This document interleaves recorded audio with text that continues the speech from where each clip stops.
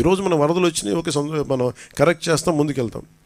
కానీ preventive methods it should be like environment and forest and environment government of India ఎలా పనిచేస్తాం అలా పనిచేసి ప్రతిదీ everything should be on record. ఉదాహరణకి మీ శాటిలైట్ ఇమేజరీ ద్వారా ఇప్పుడు బుడమేరు ఇలా వస్తుంది అంటే ఈ చుట్టుపక్కల మొత్తం అట్లీస్ట్ ఇప్పుడు ఎంత ఆక్యుపేషన్ గురైంది, లేదంటే ఇది సహజ స్థితి ఒక రెడ్ మార్కర్ పెట్టి దానికి కలర్ కోడ్ పెట్టి ఇది ఇక్కడ దాకా రావాలి, ఇక్కడ దాకా దీని స్టార్టింగ్ పాయింట్ ఇది, దీని పాయింట్ ఆఫ్ ఇన్సెప్షన్, దీని ఎన్ని రీచింగ్ పాయింట్ ఇది, ఈ మధ్యలో ఎన్ని గ్రామాలు ఉన్నాయి, ఎన్ని పంచాయతీలు ఉన్నాయి, ఎన్ని మున్సిపాలిటీలు ఉన్నాయి, ఎంత వైలేషన్ జరిగింది, ఇవి ఫోటోగ్రాఫ్ తీసి ఒకటి హైబ్రిడ్ అంటే ఒక పర్సియస్ మెథడ్స్ అవ్వచ్చు, కొన్నిసార్లు కంపెన్సేషన్ పే చేసి వాళ్ళకి ఆల్టర్నేటివ్ చూపించి చేయొచ్చు. ఏదో ఒక 2-3 అంటే మన హైడ్రా లాగా ఒక్కటే మనకి నాకు తెలుసు పనిచేస్తుంది నేను అనుకోవట్లేదు, ఎందుకు కోర్ట్స్కి వెళ్ళినప్పుడు ఎన్ని ఉంటాయి. బట్ ఏ సంథింగ్ ఒక హైడ్రా అనేది ఖచ్చితంగా అలాంటి యాక్షన్ ఖచ్చితంగా ఉండాలి, అది ఒకటి ఖచ్చితంగా ఉండాలి. చాలామంది మనకి చూస్తే చెరువులు ఆక్యుపై చేశారు, చాలామంది నాయకులు ఆక్యుపై చేశారు. అవి ఎలా కొట్టాలి? వాళ్ళకి కూర్చోబెడితే ఎవ్రీవన్ ఈజ్ పవర్ఫుల్ ఆ ఏరియాల్లో. సో వాళ్ళని కూర్చోబెట్టి కొంత కన్విన్స్ చేయాల్సి వస్తే వాళ్ళని విల్ఫుల్గా మన భూదాన్ మూమెంట్ లాగా వాళ్ళ సొంత భూములు ఇచ్చారు, మన భూములు మనకి భూదాన్ మూమెంట్. అలాగా వీళ్ళు చేసిన వయలేషన్స్ని వీళ్ళే స్వచ్ఛందంగా ఒప్పుకొని బయటికి వెళ్ళిపోయి ఇల్లు వాళ్ళే కూల కొట్టేసుకోవటం, అలాంటిది ఒక మెథడాలజీ. అలా లేదంటే మిడిల్ క్లాస్ ఉంటారు, వాళ్ళు తెలియదు, వాళ్ళ అపార్ట్మెంట్ లేదు, డబ్బులు దొరుకుతుంటే ఇల్లు కట్టేసి ఉంటారు, వాళ్ళు నలిగిపోతారు. సో వాళ్ళకి ఏం చేయాలి? ఇట్లాగే చాలామందిని ఒక హ్యూమనిటేరియన్ ఆస్పెక్ట్ కూడా దీంట్లో చూడాలి. చాలామంది వాళ్ళు రిటైర్మెంట్ డబ్బులన్నీ పెట్టి వచ్చిన అపార్ట్మెంట్ కొనుక్కుంటారు. సో అట్లాగా ఈ నదీ పరివాహక ప్రాంతాలంటే మొన్న నేను ఉదాహరణకి ఒక చిన్న వైలేషన్ జరిగింది. ఫారెస్ట్ డిపార్ట్మెంటు అటవీ శాఖ పరిధిలో ఉండే అడవిలో ఒక చిన్నపాటి వైలేషన్ జరిగితే ఎంత క్లియర్ కట్గా ఉంది అంటే నెల రోజుల ముందు లేని కట్టడం ఇప్పుడు వచ్చేసింది అనేది చాలా క్లియర్ కట్గా శాటిలైట్ ఇమేజరీ తోటి చాలా చూపించారు. అలాంటిది మనకు మెథడాలజీ ఉంది. కర్ణాటకకి వెళ్ళినా ఈవెన్ ఒక చెట్టు పడిపోతే తేడా తెలిసిపోద్ది, అంత మానిటరింగ్ ఉంది. Remote sensing, national remote sensing agency మన శాటిలైట్స్ ద్వారా. అలాంటిది ఏదో మనం దాన్ని వాడుకొని, సో వాటితోటి మనం ఒక డేటా తీసుకొని ఆ సంబంధిత అధికార యంత్రాంగానికి కావచ్చు, పంచాయతీ వ్యవస్థలకు కావచ్చు, లేఅవుట్లు వేసేస్తున్నారు. ఆ లేఅవుట్లు ఆ నదీ పరివాహక ప్రాంతాల్లో ఉన్నాయో ఇవన్నీ చూసి బాధ్యత పెట్టాలి అందరికీ. అందరూ కూర్చొని it is not just position of ఒక ముఖ్యమంత్రి గారు లేదంటే దాని పక్కన ఉన్న సంబంధిత వ్యక్తులు కాదు, అందరికీ ఆ బాధ్యత అందరికీ తీసుకోవాలి. దాన్ని రైట్ ఫ్రమ్ పంచాయత్స్ నుంచి ఈ బాధ్యత తీసుకోవాలి లేఅవుట్స్ వేసేటప్పుడు. అలాగే లోకల్ పొలిటికల్ లీడర్స్ కూడా ఇప్పుడు వాళ్ళు ఆలోచించాలి.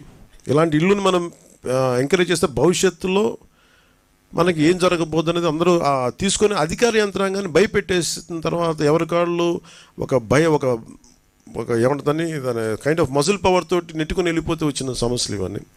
అలాంటివి చేయాలంటే we have to empower bureaucracy, we have to tell them it is their right to why they should stop it. వాళ్ళకి ఎందుకు కట్టకూడదు అనేది మనం ఎంపవర్ చెయ్యి.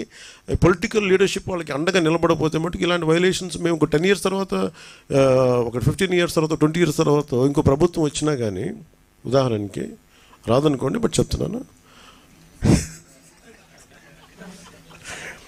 మనిషి ఆశావాది కదా. సో వాళ్ళకు కూడా ఇబ్బంది, అంటే మాకు కూడా భవిష్యత్తులో అందుకే ఇప్పుడు నేను కరెక్ట్ చేయాలనేది మేము చాలా నిబద్ధతతో అనుకుంటున్నాం. సో అందుకని ఎలా చేయాలనేది మీకు తెలియజేస్తాం. మనం అందరం కొంచెం ఇన్ఫర్మేషన్ షేరింగ్ చేసుకుంటాం ఖచ్చితంగా మీతోటి. ఇప్పుడు చేస్తాం కదండి. ఇప్పుడు మీకేం బ్లీచింగ్ పౌడర్ ఇప్పుడు ఇబ్బంది లేదు కదా. అంటే డబ్బులు అంటే దోచేసే వాళ్ళ దగ్గర డబ్బులు ఉన్నాయి కానీ డబ్బునిచ్చే వాళ్ళ దగ్గర డబ్బులు ఉంటాయి కదా, అందుకని ఇబ్బంది ఉంది. కానీ but at least we are grateful to central government. అంటే నరేంద్ర మోదీ గారి నాయకత్వంలో మనకి కేంద్ర ప్రభుత్వం ఒక అభయహస్తం, మామూలు అభయహస్తం అండగా నిలబడిపోయారు.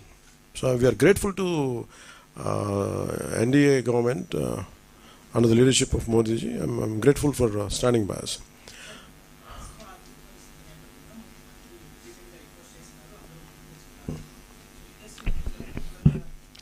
ఒకటి I tell you what is film ఇండస్ట్రీది ఏంటంటే ఇప్పుడు మీరు చూస్తే మీరు డబ్బులే మాట్లాడాలంటే జగన్ గారి దగ్గర ఎక్కువ డబ్బులు ఉంటాయి. ఒక హీరో దగ్గర ఉన్న డబ్బుల కంటే కూడా వాళ్ళ ఒక ఫ్యాక్టరీ తీసుకున్నాం ఫస్ట్ ఉదాహరణకి, సిమెంట్ ఫ్యాక్టరీ, దాని దగ్గర ఎక్కువ డబ్బులు ఉంటాయి. ఫిల్మ్ యాక్టర్స్ ఇవన్నీ ఏంటంటే వాళ్ళ హడావిడి ఎక్కువ, గోల ఎక్కువ. అంటే సంపాదించే డబ్బులు కంపారిటివ్, నేను చెప్పే డబ్బులు సంపాదించడం నేను చెప్పట్లేదు కదా, సంపాదించే డబ్బుల కంటే కూడా ఆ హడావిడి అంటే 10 లక్షల మంది జనం వచ్చారు కదా అని చెప్పి 10 లక్షల కోట్లు ఉండవు అక్కడ. సైలెంట్గా జగన్ గారి దగ్గర ఉండే వాళ్ళ దగ్గర 1 లక్ష కోట్లు ఉండదు, అది తేడా. సో సైలెంట్గా డబ్బులు ఉండేవాళ్ళు చాలామంది ఉన్నారు. వాళ్ళందరికీ నిజం అంటే నేను నిన్న మాట్లాడటం కూడా అందరితో మాట్లాడుతుంటే ఒకటే నాకు అనిపించింది, డబ్బు ఇవ్వాలని చాలామందికి ఉంటుంది. ఇప్పుడు 1,64,000 మంది ఒక పంచాయతీరాజ్ జాయింట్ యాక్షన్ కమిటీ నుంచి వాళ్ళు కూర్చోబెట్టి మేము ఇస్తున్నామంటే డబ్బు ఇవ్వడంటే ఎక్కడో పారదర్శకత ఉంది, మేము ఇస్తాం, ఆ డబ్బు వెళ్తుంది. అది ఒక 10 కోట్లు రేపు పొద్దున్న ఒక కార్పొరేట్ సంస్థ ఇచ్చినా లేదా ఒక వ్యక్తి ఇచ్చినా అది ఇచ్చే డబ్బు ఆ వ్యక్తికి చేరుద్దు అనుకున్నప్పుడు చాలామంది ఇవ్వడానికి సంసిద్ధంగా ఉన్నారు. అలాంటి ట్రాన్స్పరెన్సీ ఒక ప్రయత్నం చేస్తున్నాం. సో దానికి ఎగ్జాంపుల్ నేను ఏం చెప్పానంటే, ముందు ఎఫెక్టెడ్ 400 పంచాయతీల్లోకి నేను ఒక పంచాయతీ ₹1,00,000 చొప్పున నేను ఇస్తాను. ఇస్తే అది ఎలా ఖర్చు పెడతారో నేను చూద్దాం. It's a way of donation. Also పర్సనల్గా నేను కూడా ఇన్వాల్వ్, నా డబ్బు కూడా ఇన్వాల్వ్. అది ఎలా వెళ్తుంది? సపోజ్ నేను పారిశుద్ధ పనులకి ఇది ఇవ్వాలి, లేదంటే చాలా పనులు ఉంటాయి, చిన్న రోడ్లు కావచ్చు, పారిశుద్ధ బిల్డింగ్లు కావచ్చు, లేదంటే పశువులు చచ్చిపోతే పశువులకి ఎవరన్నా, సపోజ్ నేనేమంటాను ₹1,00,000 మన ఒక పంచాయతీకి ఇస్తే ఆ పంచాయతీల ఉదాహరణకి 220 పశువులు చచ్చిపోయినాయి. ఈ 220 పశువులకి ఈ 400 పంచాయతీలు జరిపి ఈ పశువులే కొనండి, నా బడ్జెట్ ఇది, నా ఇచ్చే డబ్బు అంతా ₹1,00,000, ఆ గ్రామంలో 10 పశువులు చనిపోతే 10 పశువులు కొనండి.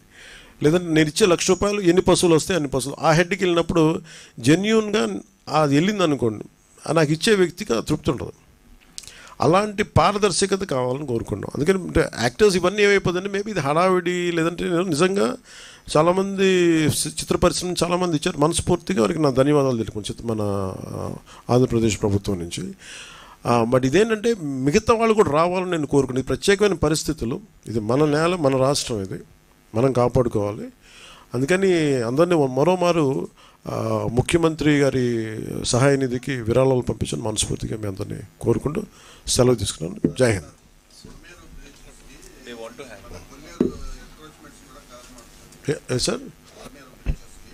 సార్ మనం ఎన్క్రోచ్మెంట్స్ సార్ ఇది అంటే ఇది నా ఉద్దేశంలో మేబీ ఇది మనందరం దీని తాలూకు తీవ్రత చూస్తున్నాం కాబట్టి, మీరు జర్నలిస్ట్ సమాజం నుంచి, పత్రికేయ సమాజం నుంచి, you are the pillar of the democracy.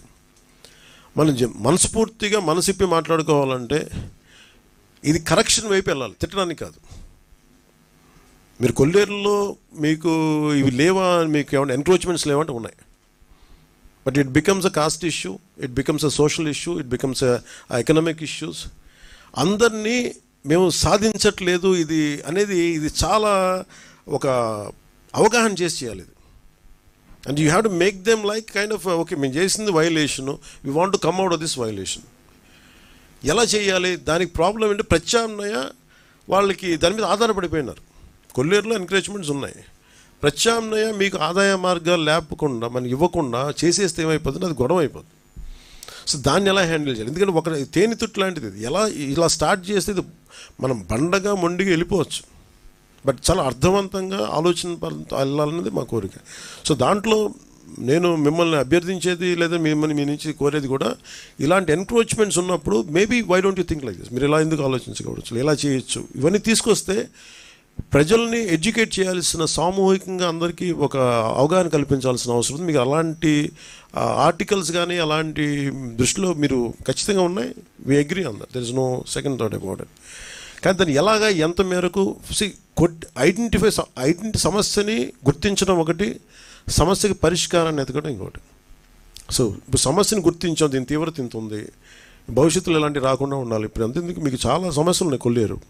So వాటికి కూడా ఒక సమస్య పరిష్కారం ఎతకాలి. ఇది ఎందుకంటే మేము అధికారంలోకి వచ్చా కదని చెప్పి మొత్తం మేము కూర్చొని వీ డోంట్ బుల్డోస్, అంటే ఇంకెవరు అర్థవంతంగా ఎవరు సమస్యను వినకుండా లేము, విని దాన్ని సాధ్యమైనంత తక్కువ ఫ్రిక్షన్ తోటి, తక్కువ గొడవలతోటి ఎలా సాధ్యం చేయాలి, ఎలా పరిష్కరించాలనేది మా ఆలోచన విధానం.